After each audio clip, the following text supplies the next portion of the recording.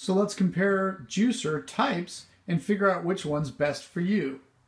So you might be already using one of these, or you might be considering buying your first juicer. So I'm going to cover 4 types of juicers, although I only have really 3 categories represented here. So the first one we'll talk about is the centrifugal, which is really the most popular, most common juicer on the market today.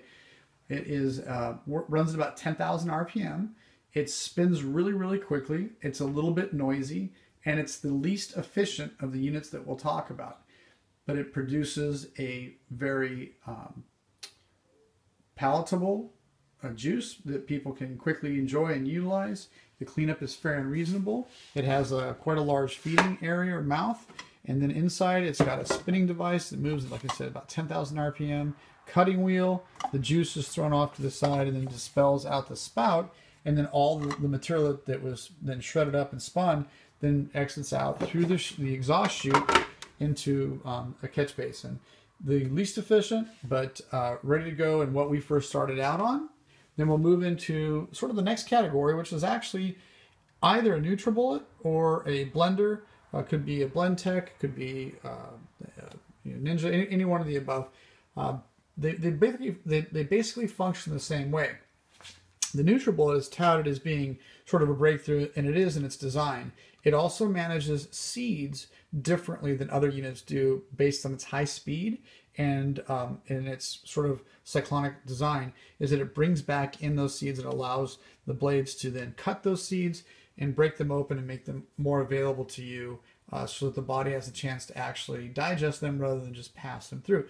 So while this is a wildly popular unit, and it's very popular with raw foodists who do not juice on a full-time basis, it's not a juicer's juicer because it doesn't really juice. It creates a smoothie, and it does it very, very well. Very easy to use, excellent form factor. Its price point is less than $100. Like I said, these are $50 to $150. These tend to be around about $99. There's some specials. You can get 2 for 1s or etc. We use it in our kitchen as a food processor. We don't drink smoothies. We actually juice full time.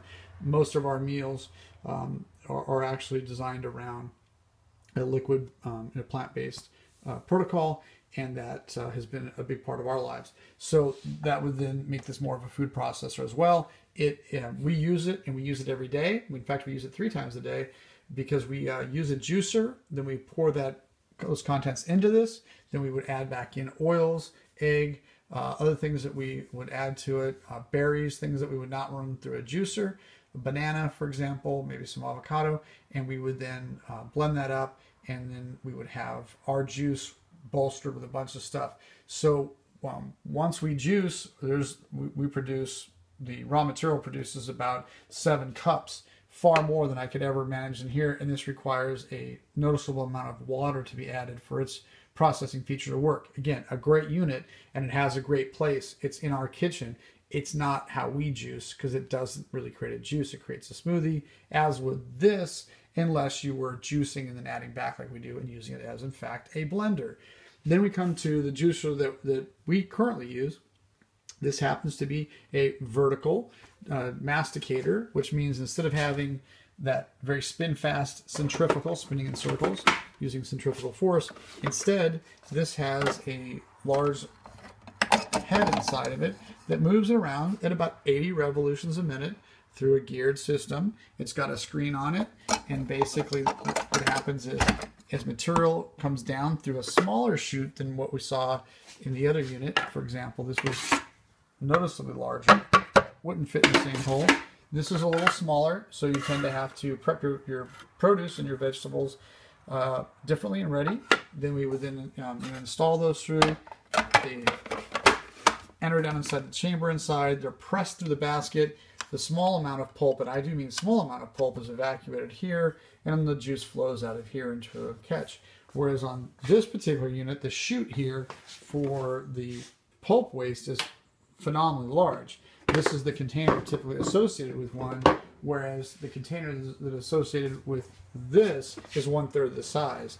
The amount of product that I juice, I would go through about almost 2.5 of those. So this is a centrifugal, a masticating juicer. It's a vertical. Oftentimes you'll see me promote a horizontal unit made by Omega. I think that for the dollar, it's one of the best units out there. This is a very high-end unit, and it would probably retail in the neighborhood for around $400. You can get in the horizontals, you can get those for anywhere between last year's model for as little as $190 to about $310, and they're worth every bit of it. And then blender of choice, we do well with this one. We already had it in our kitchen before we became juicers full-time and before we became raw food oriented. So that is the three categories, the first three. The fourth category is a press. And I sort of lumped the Norwalk juicer into that being a press when it has another function as well, but it uses high pressure and even less temperature is ever associated with damaging foods that you might be utilizing. The Norwalk runs about $2,500 and you have some shipping costs. It is a phenomenal machine, and we don't have one here in the kitchen.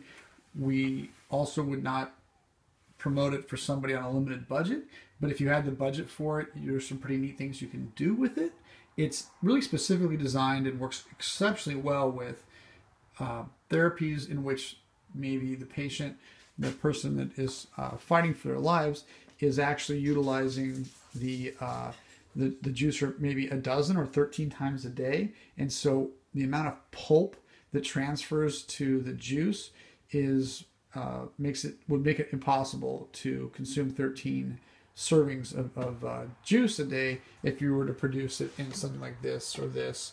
And even in this 13, this is very, very efficient, which means that there still is a lot of pulp to this. It just wouldn't work. So for us, this is 3 meals a day, plus we snack in between. And then here in the kitchen, we're sort of notorious now as we begin to find ways to migrate from juicing to a raw food.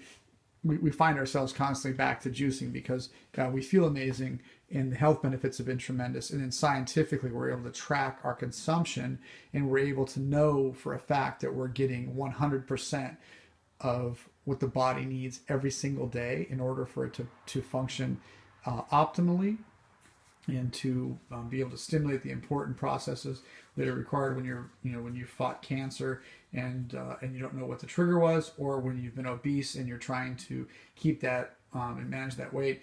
It's really great to keep embracing a juicing protocol. But we love food and we love sharing that food with other people. So I hope that this has been informative and helps you to make a decision to pick the best juicer for you. If this did not answer your question, send us an email, drop us a line, let us know how we can help and where you're at. But you'll find inside the membership, I go into a little more detail about each of these blender or juicers rather, and where their function is and things that you can do with them. All right, enjoy.